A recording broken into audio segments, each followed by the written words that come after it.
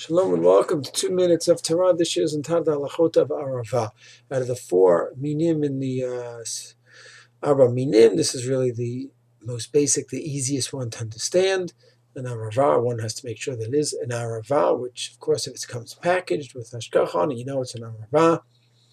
It has to be 3 tfachim, either 20 centimeters or 30 centimeters, depending on the shita.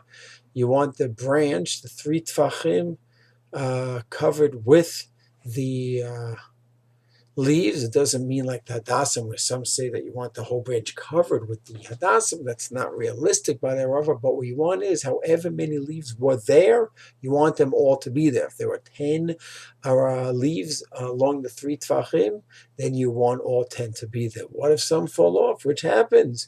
So we paskin if rove are intact, so if there were 10 leaves, 20 leaves, if the majority, 6 out of 10, 11 out of 20, if the majority are there, it is fine. But ideally, you want to have all of them intact.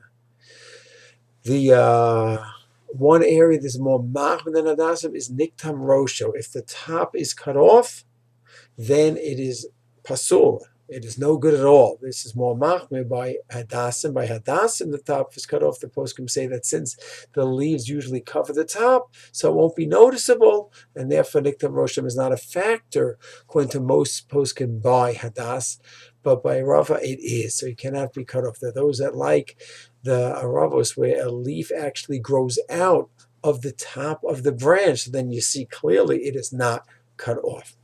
Another issue is if the leaves are dried out. Dried out means it lost all its color, it's brittle.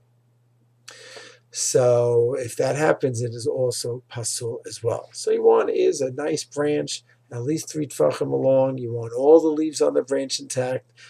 B'diavad, if the rove is still there, it is fine.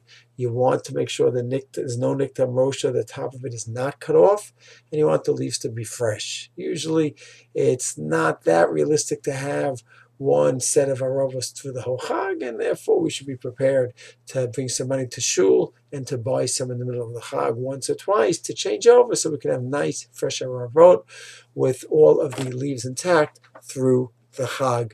Shalom.